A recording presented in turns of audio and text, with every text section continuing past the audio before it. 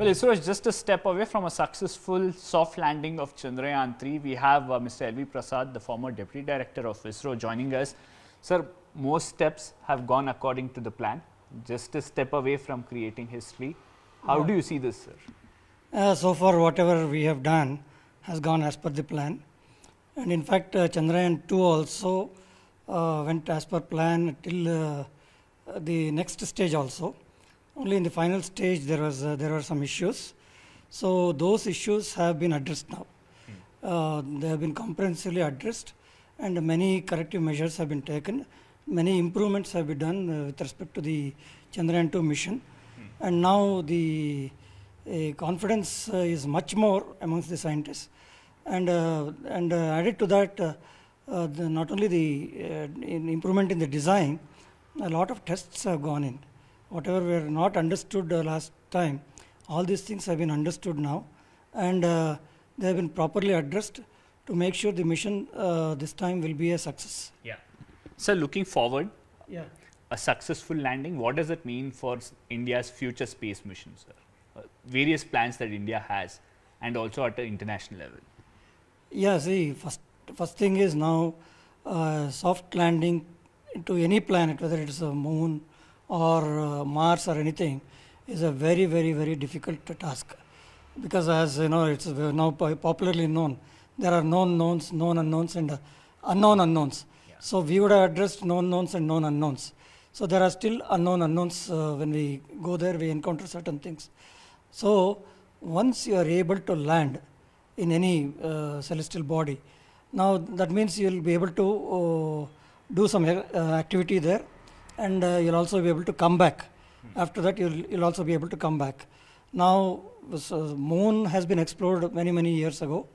Now there is an interest, and Mars also, a rover has been roving around Mars for many years, and there is an interest to explore other planets.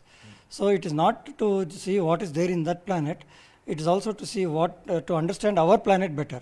So how was the evolution, and what were the conditions prevailing at that time, and what has happened now. It's very important to understand our environment also. So this space exploration, for some time it had taken a back seat because of from NASA and many other agencies, because of budget constraints and things like that. But our program, we were very clear, we have to achieve certain things before we go to the space exploration. So as per that vision, we have now almost catered to the other needs like remote sensing or communication and things like that. Now the space exploration phase has started for ISRO. So here going to the other planets and studying them, finding out what is there, and also now, as you know, the resources on this planet is becoming rare and rare. So we need to find out what are the resources that we can bring from the other planets, and how best we can use the other planets also. For example, the people are talking about helium-3 on moon, which is a very clean form of fuel for the nuclear energy. So if such a possibility exists, then definitely we need to go there. So first step is soft landing for that. So we need to land there first, and after that we need to do whatever activities we want to do, and then finally come back with the results. So that's why this soft landing becomes very important for us. So since you were also part of the LEOS system center here in Bengaluru, I want to ask you about the onboard cameras that are on the lander and the rover. How important are they, sir? One. And second, ISRO also recently pointed out that most of it has been developed in-house. Yeah, correct. See, mainly in ISRO, we have two main centers for developing these cameras. One is in the Space Applications Center, that is Ahmedabad, which makes all the remote sensing cameras. And the other electro-optical based instrumentation, many of the things are developed in the laboratory for electro-optic systems in Bangalore. So these are the two main centers where the optics and the electronics and all the associated paraphernalia are developed. So now this time we have some very important cameras. Like last time, we have the camera for the orbiter also. The orbiter has been giving, past 4 years, it has been giving us fantastic pictures, which have been used in actually the orbiter camera of the Chandrayaan-2 has been extensively used to map the moon terrain, which is now useful to us. So similarly, here also we have the orbiter camera, which is I think supplied by SAC Ahmedabad. Then we have the hazard detection camera, hazard detection and avoidance camera.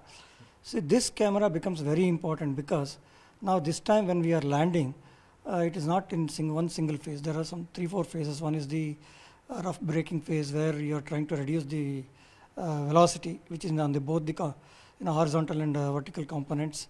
Then you enter into some attitude hold phase where you stay there and try to slowly orient the lander vertically, that is the thrust vector has to become vertical, and then you enter the rough braking phase where you come from say about 7 kilometers to 800 meters or so, and then from there you come to the still lower altitude, that is 150 meters. During these phases, especially during the last 2 phases, we need to find out whether when we see the moon, it is not as we see very smooth. There are very large craters and boulders and uneven surfaces. So when we land, and they can be many meters deep inside also. So when we land, we have to make sure that this small lander spacecraft lands in a perfectly flat surface, so that all the 4 legs are properly implanted on the surface. So we have this camera, the lunar lander hazard detection and avoidance camera, to find out actually what is the terrain, and then give a feedback and decide whether we can land the lander spacecraft there or move it laterally, horizontally to some other place and land it. And then also when initially when you start the entire operation, it will be thousands of kilometers speed, thousands of kilometers per second. Okay, now it has to be reduced to few meters. So earlier in Chandrayaan-2 we didn't have this direct measurement. Now we have what is known as the laser Doppler velocimeter, which is again developed by LEOS in Bangalore. So that will give you a direct measurement both in the horizontal and the vertical, both the components it will give you. It will resolve both the horizontal and vertical vectors of the velocity and give you the velocity information. So this also plays a very important. Now this camera is in the closed loop. That is the navigation and the control system, the propulsion system, and this camera, they're all in closed loop. Now based on whatever information this gives, accordingly the thrust will be adjusted in the propulsion system, the velocity will be brought down accordingly. So these are all in closed loop. So both these cameras, one is to find out the proper terrain for the landing, proper site for the landing, and the other one is to reduce the velocity. First is measure the velocity and using this information reduce the velocity, so that you have a very benign speed when you land on the expected speed now is about 1 meter per second when you land. So even though the legs are designed for about 3 meters per second, so you expect it to land with as much less velocity as possible. So these two cameras play a very important role in this particular mission. I also believe there's another camera which is part of the payload for experiments on the surface. Yeah, one is on the rover. We have 2 payloads. One is the LIBS, that is the laser-induced breakdown spectroscopy, which is again an electro-optical system, and one is the X-ray spectroscopy. So this LIBS, what it does is the moon surface. We don't call it as a surface; we call it as a regolith. See, in Earth, on this planet, we don't have we are protected by the geomagnetic field. We are also protected by the Earth's atmosphere. Whereas on the moon, we don't have any such protection. Directly, the sun rays, which are emitted from the sun, the CME, that is the coronal mass ejections, and the harmful radiations, they directly hit the moon. So what they do is they charge the particles there.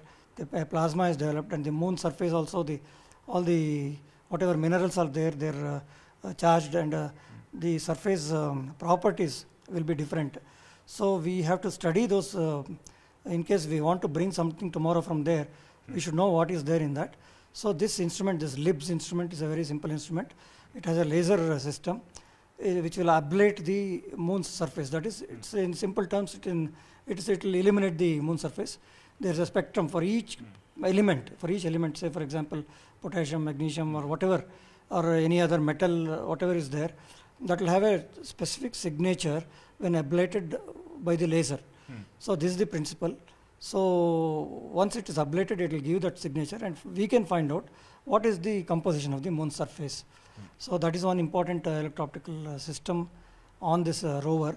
And there's a similar one in the X-ray spectrum. There is one more instrument which will do the same function in the X-ray spectrum. These are the two instruments in the rover. Well, there you go. As he mentioned, it's not just about soft landing and getting that kind of knowledge and technology. The kind of payloads on the system, various elements part of the system too have been built in-house by ISRO, and ISRO hoping that this soft landing will get them crucial insights that will help them in their future space mission.